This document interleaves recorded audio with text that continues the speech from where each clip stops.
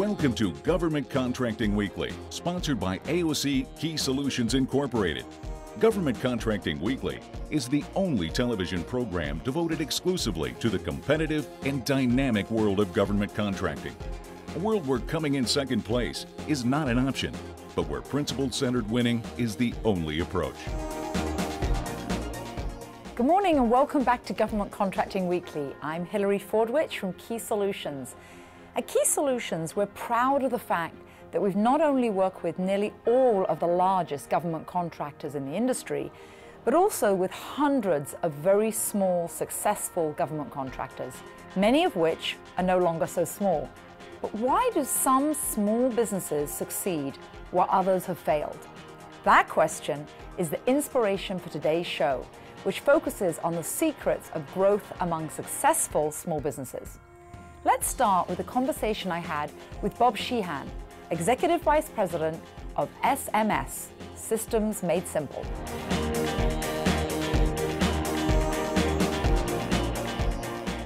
Good morning and welcome to our segment where I'm glad to have with me this morning our local expert, Bob Sheehan. Good morning, Bob. Good morning. Great to have you with us. And Bob is the Executive Vice President of Systems Made Simple. And I'd like to start out for our audience asking you a bit about your personal background. Well, I've been in the government contracting business since I got out of college. Started with a company called EDS, now as HP, as a systems engineer, and kind of progressed from there into sales for Digital Equipment Corporation. And then I've worked for a variety of companies around the Beltway, some Fortune 500 and some smaller companies in the government contracting space. I would say probably the mid to late 90s, I started specializing in the healthcare agencies of the federal government, Health and Human Services, Department of Veterans Affairs, and then the military health. And so for the past number of years, 15 years or so from there, that's really been my specialty. And I founded a consulting firm about 10 or 12 years ago, Pathfinders International, and that's how I came to find my company that I'm working with now, Systems Made Simple. And tell us about Systems Made Simple in terms of where does that name come from? A very interesting name. We get that all the time because it's the two primary founders of the company, Ron Fishbeck and Alan Slicko, from upstate New York, founded the company after working in software engineering by trade and finding that the large companies doing defense software engineering for the Defense Department made it very complicated. And they said there's got to be a simpler way to do this. They prefer a simple way, everybody does. So they came up with the name Systems Made Simple. Great.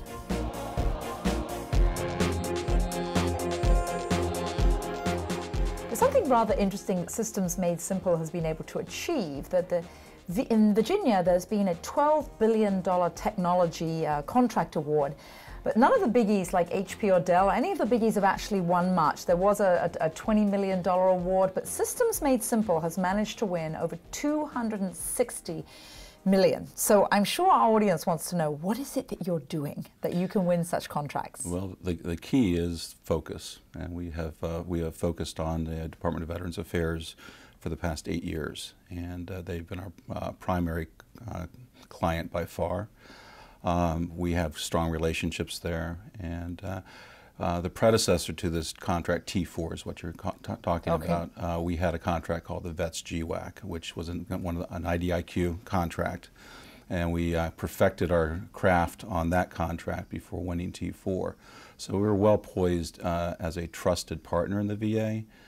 Which allows us to compete against the large guys you mentioned, the HPs, the Booz Allens, and those folks. So a learning point for all of us is it's those relationships, the track record. You've proven yourself, and obviously you're continuing to do well, or you wouldn't continue to be the incumbent. That's true. We're one of a number of incumbents, so we compete against the other incumbents for task orders. But we've also focused from a functional area to understanding the VA's major initiatives and major challenges. Breaking the claims backlog for veterans is one. So we focus a lot of our time and energy on initiatives and innovations to help drive technology into the claims process to speed up the process. Right. That's what everybody wants. All the veterans want it, and everybody wants that. Right. Yes. And then the other areas of taking care of the veteran when they're in a clinical setting. So we do a lot of clinical systems work, electronic health record type work. So the major initiatives that the VA is trying to do to make the life better for the veterans is what we focused on from a functional area. Making it simple, right. Making it faster, that's what they want.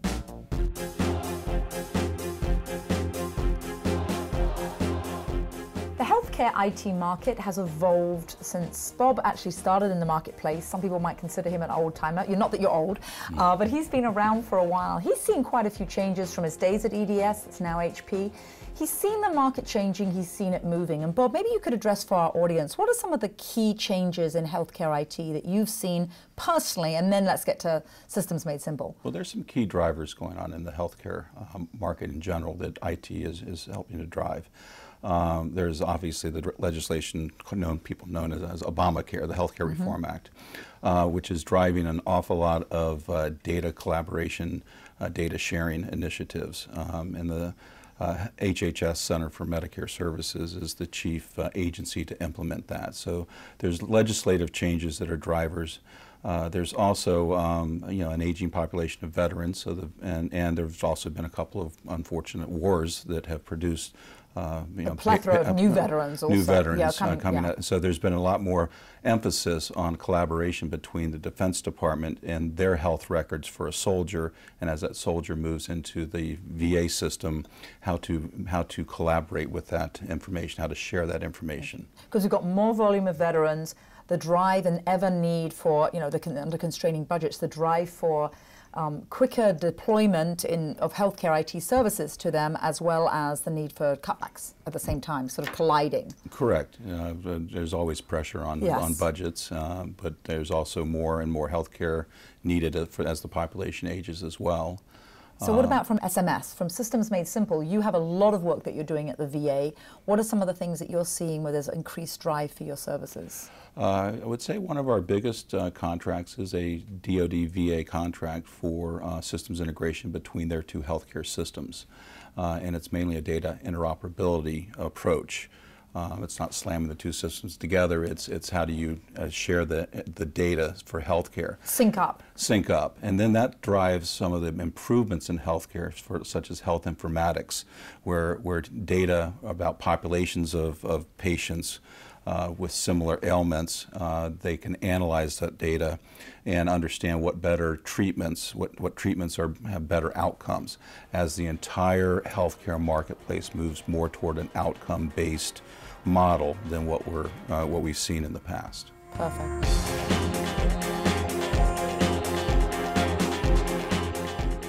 As you know by now, the force behind Government Contracting Weekly is Key Solutions.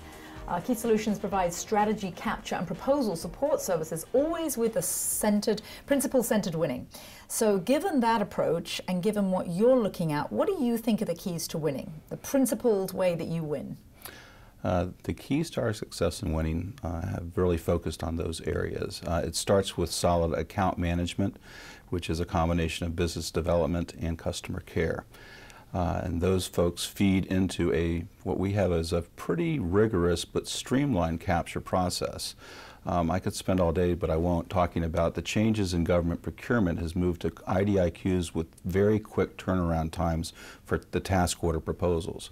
And so our capture methodology has to be able to deal with this quick turn. Because the government's becoming more efficient and much faster. Right, and in procurement, they're 1 to 2 week turns as opposed to the 30 to 45 day turns that we used to see.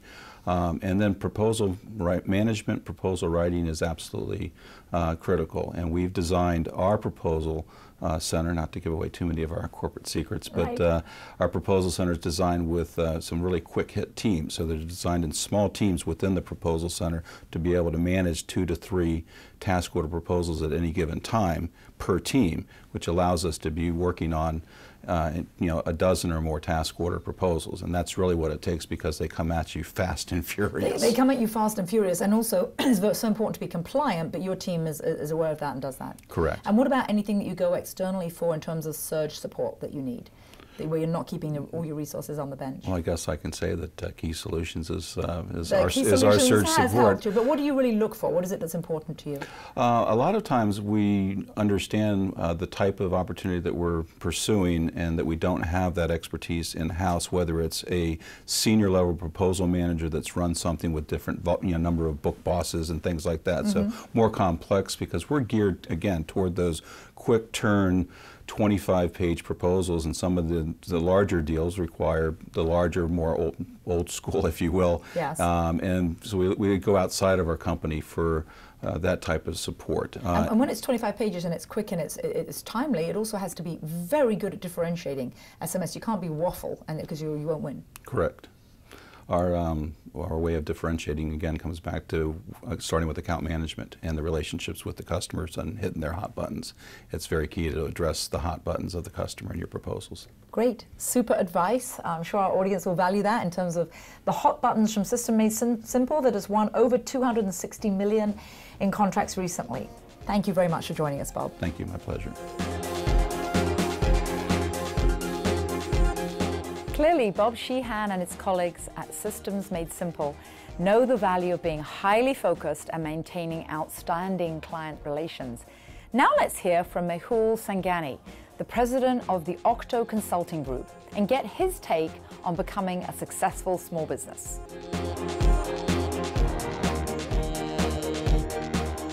Good morning, and I'm delighted to have with me this morning in our segment where we have an industry expert, Mehul Sangani, and he is the president and founder of Octo Consulting. Good morning. Good morning. Good morning, Mehul. You actually have something that I think our audience would love to hear about. Many, many things.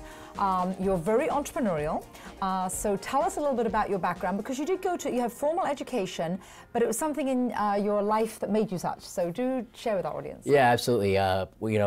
I grew up in Blacksburg, Virginia. My parents were the owners of a small motel.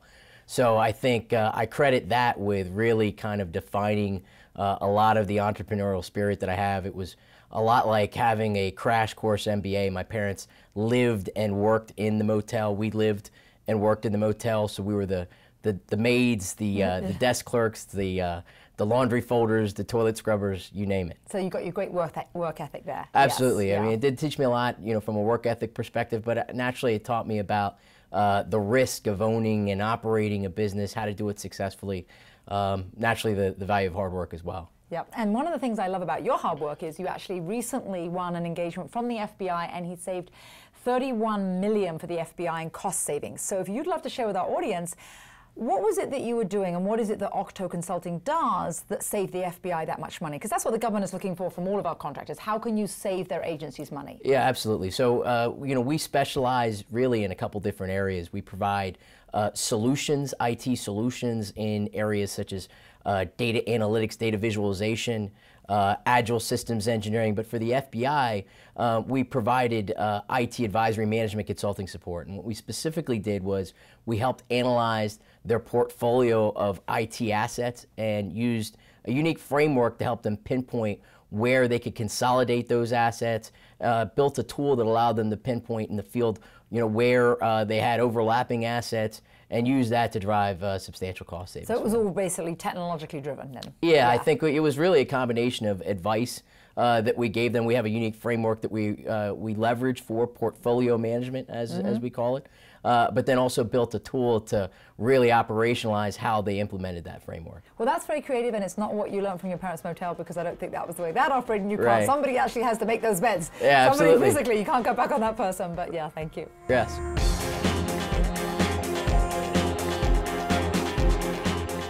So for any small businesses watching, you have faced that paradox, the chicken and egg paradox. You need to have past performance, you need to have a phenomenal track record to win a contract, but what do you do when you don't have that and you're starting out as an entrepreneur? So I have to say that Mehul did that, been there, done that. So what is it that you did initially to win your first large contract? Because unlike a lot of people, you came out of the gate and won something really very big. Yeah, I think for us what we really did was we focused on trying to build past performance wherever and whenever we could, number one. So when it comes to subcontracting, we really embrace subcontracting, although that's not the most desired path. is to work direct with your customers. We embraced subcontracting wherever we could to build past performance. But separately, we really focused on building innovative solutions, having highly differentiated solutions. I think being able to deliver differentiated solutions and having unique capabilities, certainly affords you the opportunity to be able to work direct with customers where other larger competitors or smaller competitors, may not be afforded that same opportunity. They haven't done that, yes, and they probably don't have in their bag of tools, their portfolio, as many experiences that you had. Yeah, I think that's one of the challenges, obviously, is trying to figure out what your real core competencies are as a small business, having that conviction, having that strategy up front, and knowing what those capabilities are, and then being able to articulate those differences and execute it. Execute it, obviously. Yeah. I think that's one of the major challenges for any small business. So you've had your challenges. You have obviously a lot of conviction. I can tell that. Our audience can tell that. But has there ever been a time, Mehul, where you said, I've made a mistake, I wish I hadn't done this? Yeah, well, I think, I thought through that. I think when I first started out, I was 30 years old when I first started Octo Consulting Group. I had just left, my previous employer.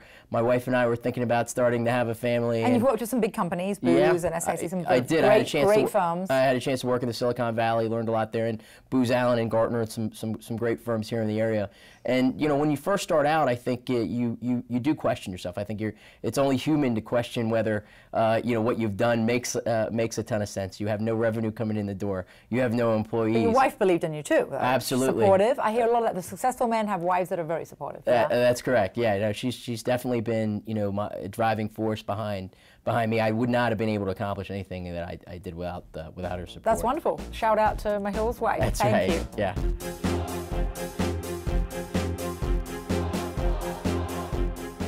We've heard from both large contractors and small contractors sort of conflicting opinions as to whether this current milieu is really tough on the big guys or really tough on the smaller companies. What do you say, Mehul? Well, certainly as a small business contractor, I'm gonna speak and offer an opinion and a point of view that speaks for the small guy. But I think from my perspective, the most challenging thing about this environment for small businesses is that you see a move towards large government-wide acquisition contracts, large multi-award contracts, and that requires a substantial investment in order to compete. Separately, you're seeing large businesses. Because of all the compliance issues surrounding that. Absolutely, and in order to deliver an effective proposal, typically these days requires a six-figure investment, not only in pulling together the actual content, but in getting in front of the customer and understanding the requirements effectively. So that's a tremendous challenge. You're seeing pricing pressure. You see large, incumbent contractors buying their way onto certain vehicles by offering substantial price reductions that they themselves know going in are not going to be tenable, but they feel that they need to do that in order to get a seat at the table on the contracts. And these are things, approaches that small businesses, six-figure investments, buying their way onto contracts, offering rate cards that are below cost.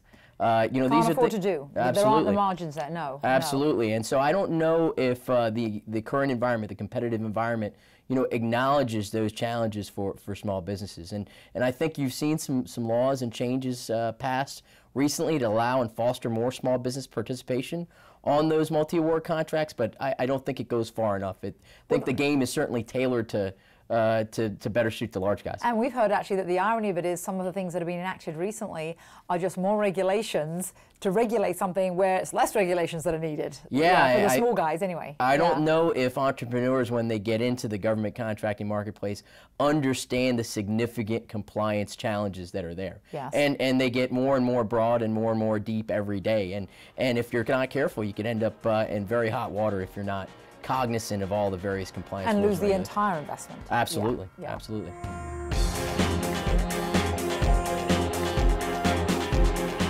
It's no secret to our frequent viewers that the big contract vehicles, the GWACs, IDIQs and MACs that are frequently used now in ever-increasing numbers, oftentimes government contractors don't win the follow-on work. I have with me today Mehul, and Mehul has been very successful, however, in winning follow-on work. So Mehul, could you share with our audience, what are some of your tips as to how you have been able to get all that follow-on work? You've had the hunting license, as it's called. Right, yeah, so I think the biggest thing that we focus on, in winning those awards and then post-award is customer intimacy.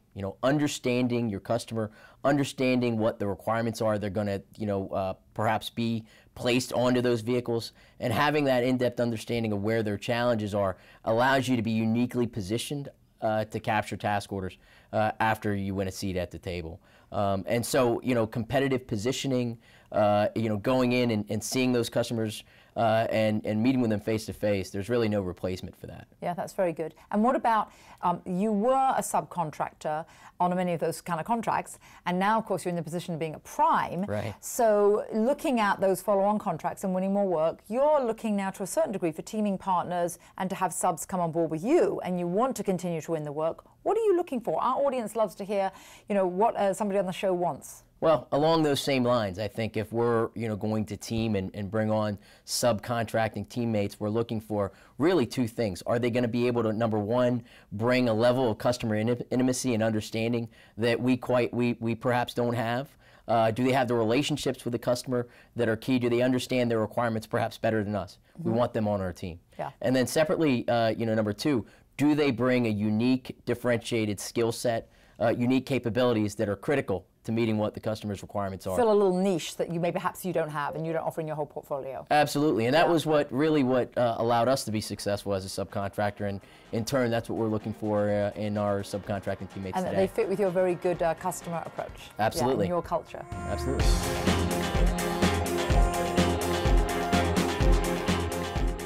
So every one of our frequent viewers knows that we always ask about the keys to winning. The force behind Government Contracting Weekly is Key Solutions that provide strategy, capture and proposal support to those government contractors that really want to win a contract. As you know, Mehul is with me this morning because he's been very successful, particularly right out of the gate of winning a contract. Could you share with our audience, what do you think the keys to winning are, and particularly your first really large, significant contract? Yeah, I think the keys to our success from the get-go has been using people as a differentiator. We have really strived from the start to build a very unique people-centric culture. And the challenges, though, in the competitive procurement process are being able to adequately elucidate that, articulate that in the proposal cycle. And we've taken a number of different unique approaches to articulating that. Articulating the expertise that our personnel have. But I think the biggest differentiator and the keys to our success is establishing that unique culture, because that's what allows us to attract, retain, keep the best talent out there. Right. One of the things I like to say is that our assets are really between the ears of our people. And I think we've really strived hard to ensure that we have a culture that doesn't focus on ring kissing. Like a lot of other contractors in the marketplace. Yes. And I think that's shown in our results too. Well, now, and every company in the marketplace wants to hire the best and the brightest. How do you attract the best and the brightest? So we take on a number of different things to make our culture particularly unique. Such as? Yeah, one of the things that we do is we offer 100% paid health care. But it goes beyond just tangible benefits like that, that are enumerated in compensation. This past year, we had a very successful year, and we gave everybody in the company free iPads. I did a little Oprah Winfrey favorite things type thing where we gave those out.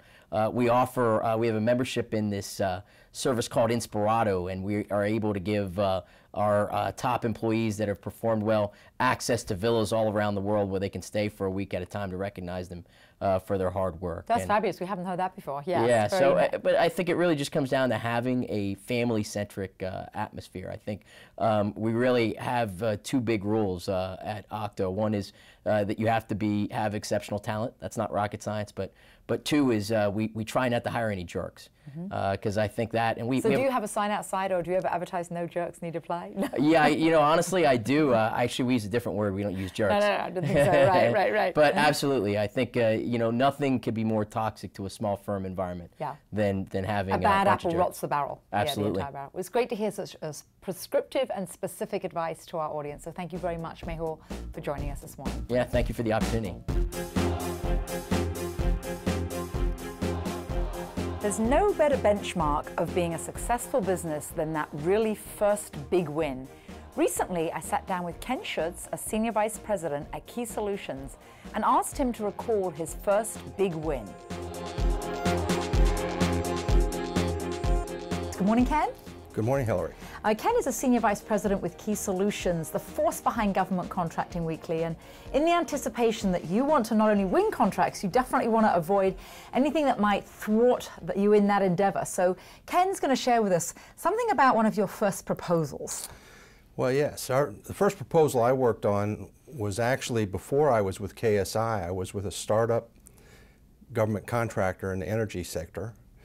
And we were doing a proposal for energy savings performance contracts with the Corps of Engineers in Huntsville, Alabama. And it was an orals presentation, not a written proposal, so it was a real challenge. And we were good at making presentations, but we weren't really drilled and practiced at responding to government questions after a discussion like that. So were you using an orals coach or a consultant? Or? We did not use a consultant, and these kinds of exercises are one of the reasons that we became a customer of KSI in those days and led me here to this current job that I have now. But the real interesting part about doing orals presentations are that you have to have a good team and they have to be well practiced, and they need to predict what's going to happen at that presentation and make sure they drill all the possible opportunities to answer questions. Right, and when you actually say practice and drill, maybe because I'm a golfer and a lot of our viewers are, I always say with golf, you know, practice makes permanent, but only perfect practice makes perfect. So practicing and drilling, what is it you really need to do? What have you learned since then and are you doing now, and it's particularly in your role at KSI? Well, the important thing is that you predict what the government's going to ask you for questions, and you predict and practice different scenarios. And that's what we hadn't done. And in this particular case, we had an hour question and answer period, and we did know enough to have someone directing that activity as much as possible. But we got to the last question, and one of the team members, who probably felt he hadn't had enough questions to answer, jumped up and answered the last question incorrectly. And because it was the last question, it made it difficult for us to correct from that, and we couldn't correct from And you that. didn't want to correct him in front of them, also in terms of the camaraderie, team spirit issue. That's correct. And one of the things we drill is how do you correct for something like that. We really didn't know how to correct for it, and there probably wasn't an opportunity because of when it occurred. So did you end up winning or losing? No, we unfortunately did not win that. Okay, so that's a lesson learned in terms of, you know, use an expert, use someone who sees a plethora of examples, and always be well prepared and practiced. And Ken, thank you for coming. Thank you.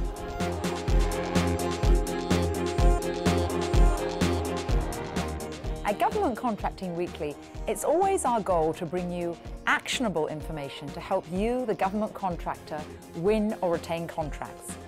I think that you'd agree that the lessons shared with us today from both Bob Sheehan of Systems Made Simple, Mehul Sangani of the Octo Consulting Group, and Ken Schutz, one of my colleagues here at Key Solutions, are indeed valuable and actionable. Thank you for joining us, and we'll see you again next week.